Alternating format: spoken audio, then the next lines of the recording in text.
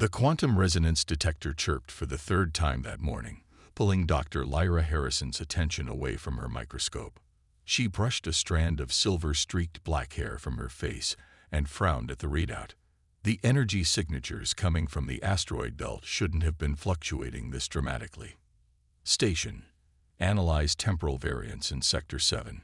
She commanded, her voice echoing through the empty research pod suspended at the edge of the Kuiper belt.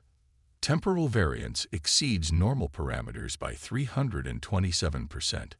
The AI responded. Warning. Unknown mass detected on approach vector. Lyra's hands flew across the holographic interface, bringing up the external cameras. Against the backdrop of distant stars, something was moving through the void. Something that rippled like liquid mercury in the harsh sunlight. The object crashed into one of the specimen collection arrays, sending tremors through the entire station. Lyra grabbed her emergency kit and sealed her envirosuit.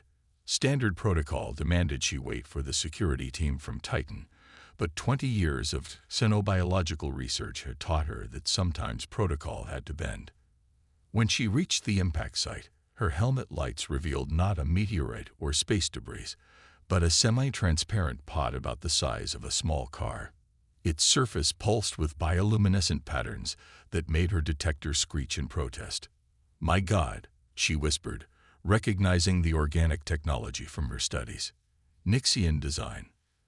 The Nixians were the most advanced species humanity had yet encountered, but they were also the most reclusive. In 50 years of space exploration, no human had ever seen one in person. Their ships appeared occasionally at the edges of settled systems, but they never responded to attempts at communication. A crack appeared in the pod's surface, spreading like ice breaking on a pond. Lyra stepped back, heart hammering against her ribs. The pod split open with a sound like crystal chimes, releasing a cloud of iridescent vapor. Inside, curled in a fetal position, was a child. The being couldn't have been more than 4 feet tall, with skin that shifted colors like an octopus, and large, multifaceted eyes that caught and reflected her helmet lights. Its chest rose and fell rapidly, and dark fluid leaked from several wounds across its torso. Lyra's medical training kicked in. Station, prepare Medbay 3. Full quarantine protocols. She reached for the child, her movements slow and deliberate. "It's okay, little one. I'm here to help." The child's eyes focused on her, and suddenly Lyra's mind filled with a cascade of colors and sounds, a telepathic burst of fear and pain so intense it nearly knocked her off her feet. She steadied herself against the pod, fighting down nausea. "I won't hurt you," she said softly, trying to project calm thoughts. The child's color shifting slowed slightly, and it allowed her to lift it from the pod. It weighed almost nothing, like holding a bird. They were halfway to Med Bay when the station's alarm system activated. "Warning," the AI announced. "Multiple objects emerging from fold space. Mass and energy signatures consistent with Nixian warships." Lyra ran faster, cradling the injured child against her chest. The main display showed 3 massive vessels materializing in high orbit, their crystalline structures dwarfing her research station. Each one was easily the size of Manhattan. "Incoming transmission," the AI reported. "Unknown format. Attempting translation." The station's speakers filled with a sound like wind through crystal caves, rising to a pitch that made Lyra's teeth ache. The child in her arms began to tremble. When the translation finally came through, it froze her blood. "Return the stolen one or be destroyed. You have 1 planetary rotation to comply." Lyra looked down at the injured child, whose skin had taken on a deep blue hue of distress. The wounds were still seeping that strange dark fluid, and its breathing was becoming more labored. "Station, open a channel," she commanded. "To all Nixian vessels, I am Dr. Lyra Harrison, xenobiologist. I found this child injured and alone. They need immediate medical attention. I am not your enemy. Please, let me help them." The response was immediate and deafening, a cacophony of crystalline screeches that overloaded the station's speakers. The child pressed closer to her chest, its skin flickering between colors rapidly. Lyra made her decision. Station. Seal off Medbay 3 and begin emergency treatment protocols. She stepped through the airlock with the child. And download all files on Nixian physiology to my personal tablet. As the decontamination sequence began, Lyra started humming an old lullaby her grandmother used to sing. To her amazement, the child's color shifting began to synchronize with the melody, and its breathing steadied slightly. "Well," she whispered, "that's interesting." She continued humming as she placed the child on the medical bed, knowing she had less than 24 hours to save not only its life, but possibly her own and the entire station as well. Above them, the Nixian warships moved into attack position, their crystalline surfaces beginning to pulse with energy. The countdown had begun. The medical bay's soft blue lighting pulsed in rhythm with the child's bio readings as Lyra studied the results of her initial scans. The Nixian child's internal structure defied everything she thought she knew about xenobiology. Rather than organs, they seemed to have crystalline nodes connected by channels of liquid light. 6 hours elapsed, the station AI announced. 18 remaining until Nixian deadline. Lyra rubbed her tired eyes. "Thank you for the reminder," she muttered. The wound in the child's torso had finally stopped seeping, but their color shifts were becoming more erratic. Every attempt at conventional treatment had failed. Another burst of crystalline screeching came through the station speakers. The Nixian ships had been broadcasting continuously, their messages growing increasingly hostile. The translation matrix was struggling, producing only fragments.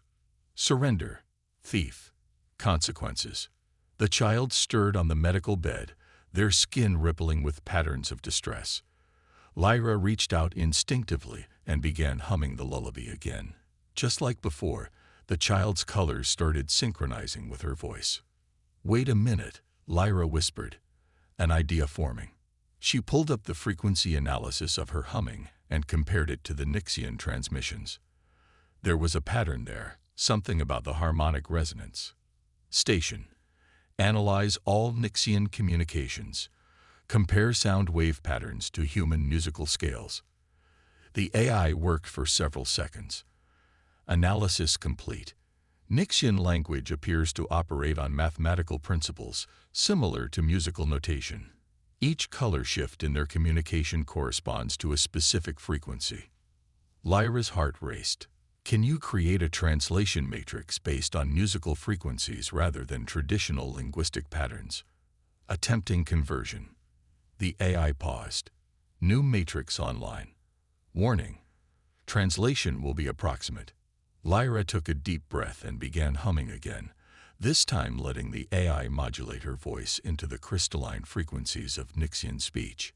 The child's eyes snapped open, all facets focusing on her face.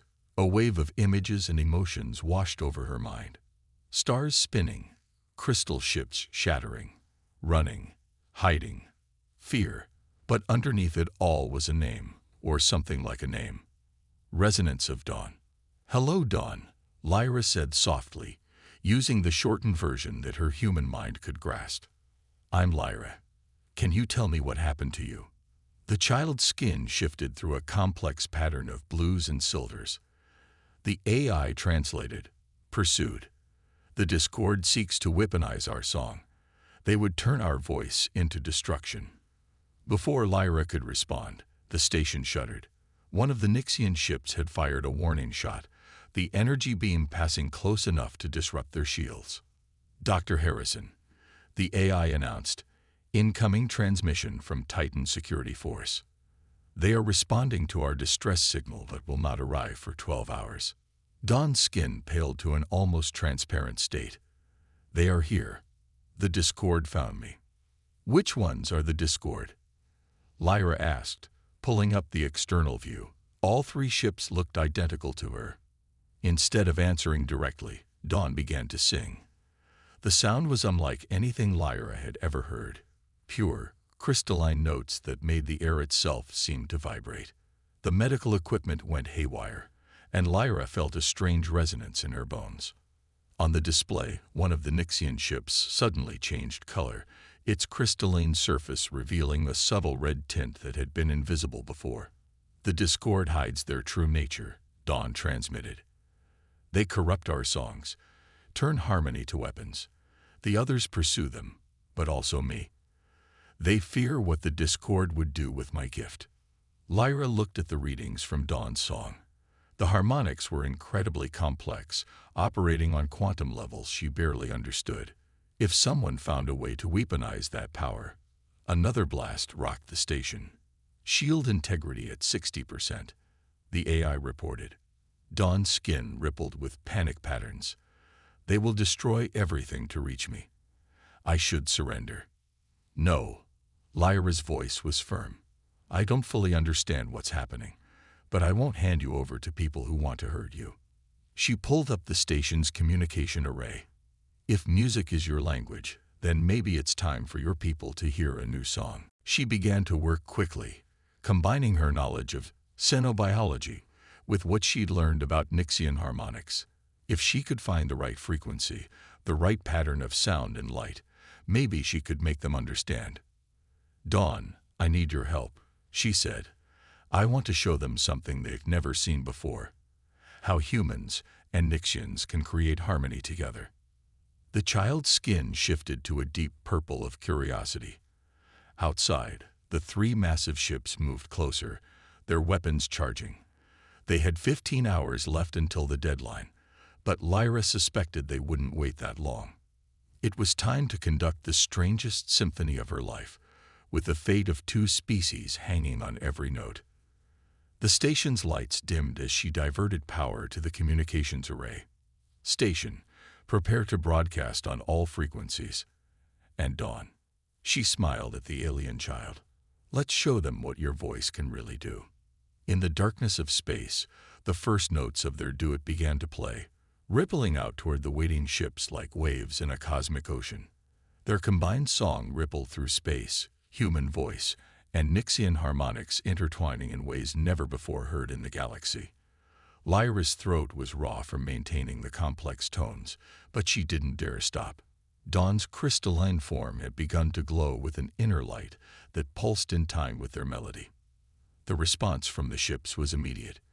The Discord vessel's red tint deepened, its surface crackling with angry energy. But the other two ships, their crystals began to resonate with a soft blue luminescence. "Energy spike detected," the station AI warned.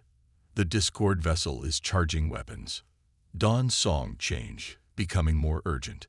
Through their growing mental connection, Lyra received fragments of memory. A secret facility deep within a crystal moon, other children like Dawn being subjected to horrible experiments, their songs twisted into weapons of destruction. "They seek the prismatic convergence," Dawn transmitted. "The moment when all Nixian voices unite in perfect harmony. It happens once every 1,000 years, when our three moons align. And they want to use you to corrupt it," Lyra realized, horror dawning. "To turn it into some kind of super weapon." The station rocked as another blast struck their shields. "Shield integrity at 40%, the AI reported. Suddenly, new voices joined their song. The two non-Discord ships were broadcasting their own harmonics, creating a complex counterpoint to Lyra and Dawn's melody. The translation matrix struggled to keep up. "We are the harmonic conclave. We have pursued the Discord across 17 star systems. The child they seek is a resonance prodigy, one born with the ability to touch the fundamental frequencies of reality itself." Lyra's hands flew across the control panel, adjusting their broadcast to match the new harmonics. "Then help us protect them. Surely you can see we mean no harm." "You do not understand," the conclave transmitted. "The child's power is too great. If the Discord cannot have them, they will destroy them, and anyone nearby. That is why we were prepared to do the same. Better a quick end than the corruption of our entire species." Dawn's skin paled to an almost ghostly white. "They speak truth. The Discord has placed a quantum harmonic bomb within me. If they cannot control my voice, they will detonate it during the convergence, creating a cascade that will corrupt all Nixian songs forever. Lyra's mind raced. Station. Full spectral scan of Dawn's crystalline matrix. Look for any anomalous frequencies. The scan revealed an ugly truth, a tiny crystal shard near Dawn's central node, pulsing with a discordant rhythm that made Lyra's teeth ache just looking at it. It is too late. The Conclave transmitted. The bomb is quantum entangled with the Discord chip. Any attempt to remove it will trigger detonation. The convergence begins in 48 hours. We cannot allow. They were cut off by a new sound, a terrible screeching that made the station's windows vibrate. The Discord ship was broadcasting some kind of anti-harmonic wave. Where it touched the other ship's crystals, they began to crack. No. Dawn's voice resonated through Lyra's mind. They're trying to shatter the Conclave. Lyra made a split-second decision. Station. Redirect all power to the quantum resonance detector. Modify it to broadcast instead of receive. She turned to Dawn. You said your gift lets you touch the fundamental frequencies of reality. Well, every bomb has a frequency that can disarm it. We just have to find it. Impossible. The Conclave transmitted. No single voice is strong enough. Then it's a good thing there are two of us, Lyra said, reaching out to take Dawn's crystalline hand. Sometimes the most beautiful harmonies come from the most unlikely combinations. The Discord ship fired again, but this time something was different. Where their energy beams touched the station's shields, they created ripples of sound, horrible, discordant notes that made Dawn cry out in pain. They're trying to force the bomb to detonate early. Dawn's skin flickered with patterns of fear and determination. Lyra, if we fail. We won't. Lyra squeezed their hand gently.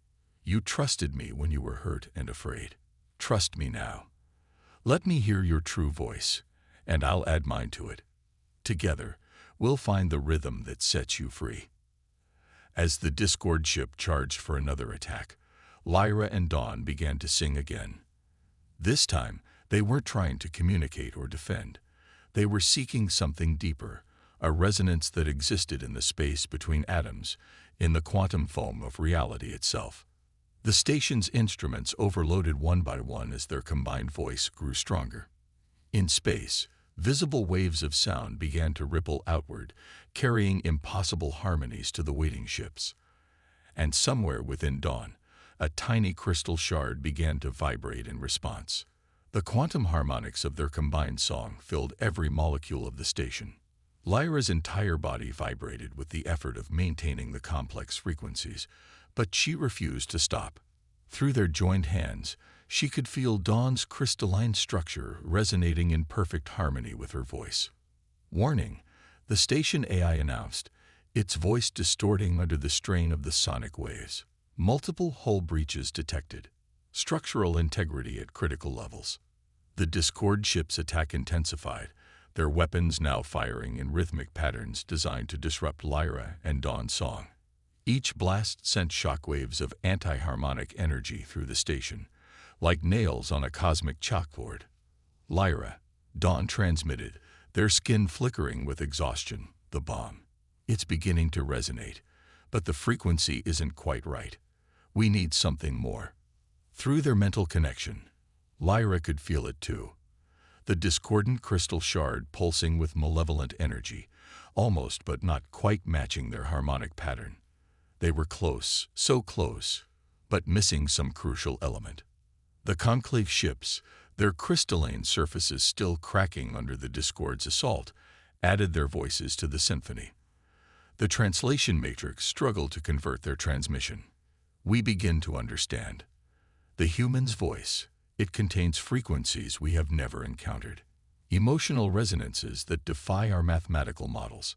Perhaps this is what we have been missing. Lyra's mind raced back to her earliest memories of music, not the scientific frequencies and harmonics she'd studied, but the raw, primal power of emotion given voice.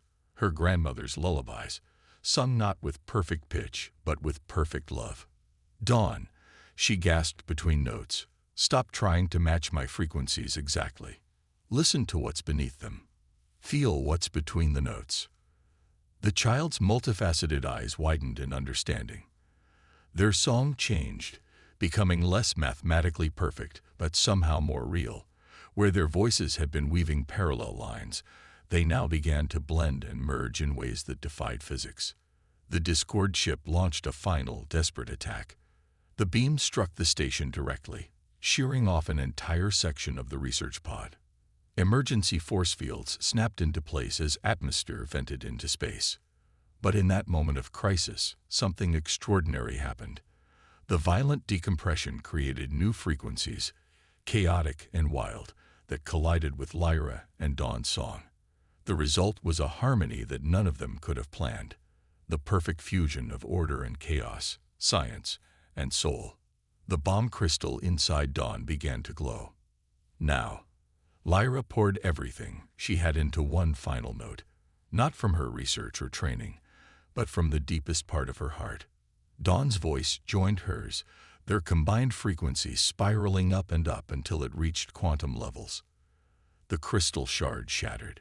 The explosion of quantum energy was devastating but contained, harmlessly dispersing through Dawn's crystalline matrix in a dazzling display of light and sound. The child's skin erupted in patterns of joy and relief, broadcasting their freedom to all three ships. The Discord vessel immediately attempted to retreat, its surface turning dark as it charged its fold space drives. But the Conclave ships were faster, extending crystalline tendrils that wrapped around their enemy, holding them in place. The Discord will face justice, the Conclave transmitted. Their corruption of our sacred harmonies ends today. Dawn's grip on Lyra's hand tightened. The convergence, it's beginning early. The quantum explosion has triggered a resonance cascade through all Nixian crystals in the sector. Through the station's remaining windows, Lyra could see it starting. Every crystalline surface on the ships began to pulse with light, each one adding its voice to a growing chorus. The very fabric of space seemed to shimmer with harmonics. "Stay with me," Lyra said, holding Dawn close as the station creaked and groaned around them. "Whatever happens next, we face it together." The convergence wave reached them, and the universe filled with song. The convergence wave transformed everything it touched. Lyra watched in awe as streams of crystalline light flowed through the station, turning mundane metals and plastics into singing crystal. Dawn's form had become almost transparent, their inner light pulsing in time with the cosmic symphony. "The resonance patterns are incredible," the station AI reported, its voice now carrying musical undertones. "Every Nixian crystal in 1,000 light-years is connecting, forming a quantum harmonic network." Through their joined hands, Lyra could feel what was really happening. This wasn't just a convergence of crystals. It was the joining of souls. Every Nixian voice, every song, every memory and dream and hope, all coming together in a single eternal moment. "Lyra," Dawn transmitted, their skin shimmering with colors she had never seen before, "your voice, it's changing everything. The human frequencies are becoming part of our collective song." The Conclave ships broadcast in harmony. This was not foreseen. For millennia, we believed the convergence was for our species alone. But your voices together have opened new pathways, new possibilities. The captured Discord ship's crystals began to resonate as well, their corrupted frequencies gradually shifting to match the pure harmonics of the convergence. The hatred and fear that had driven them to weaponize their gift was being washed away by waves of harmony. The Discord sought to control the fundamental frequencies of reality, Dawn explained, their mental voice filled with wonder. They never understood that those frequencies cannot be controlled, only joined, only shared. "You taught me that, Lyra. Your species taught us that." Tears floated in zero gravity as Lyra felt the truth of those words. Humans had spent centuries reaching for the stars, hoping to find others who could share the vast cosmos. All this time, the key hadn't been in their technology or their science, but in their hearts, in their ability to add their unique voice to the universe's endless song. The station's structural integrity suddenly dropped to critical levels, the metamorphosis of its materials threatening to tear it apart. But before Lyra could panic, crystalline tendrils extended from all three Nixian ships, gently cradling the station in a web of living light. "You have given us a great gift," the conclave transmitted. "Let us return it in kind." The convergence reveals truth, and the truth is that our species are meant to sing together. Dawn's form began to pulse with increasing brightness. "It's time, Lyra. The convergence reaches its peak. Will you share your voice with all of us? Will you help us write a new song?" Looking at the child she had saved, the child who had saved her in return, Lyra knew there was only one answer. She opened her heart and began to sing. This time, every crystal in range amplified her voice, carrying it to the farthest reaches of Nixian space. She sang of Earth's oceans and forests, of human dreams and sorrows, of the unquenchable desire to reach out and connect. Dawn's voice twined with hers, adding depths of cosmic harmony she had never imagined possible. The Discord chip's crystals finally healed, their red tint transforming into a rainbow of possibilities. The conclave ships pulsed with joy as new frequencies emerged from the synthesis of human and Nixian song. "The barriers between our species fall," the conclave announced. "What was broken is healed. What was silent now sings. The convergence is complete, but the song is just beginning." In the days that followed, as Titan security arrived to find a very different situation than they had expected, changes rippled through both human and Nixian space. The Nixians emerged from their isolation, eager to share their crystalline technology and harmonic knowledge. Humans offered their music, their art, their unique way of finding beauty in imperfection. Dawn remained with Lyra, becoming the first of many Nixian children to study with human teachers. Together, they established the Harmonic Academy, where both species could learn to blend their voices in new ways. And sometimes, in the quiet hours of ship's night, Lyra would still sing her grandmother's lullaby. Dawn would join in, their combined voices creating something that was neither human nor Nixian, but something gloriously new, a song of family found among the stars. The station's crystalline walls would pulse softly with their melody, broadcasting it to passing ships like a beacon of hope. It reminded all who heard it that in the vast darkness between the stars, it only takes one voice, raised in love, to change the universe forever.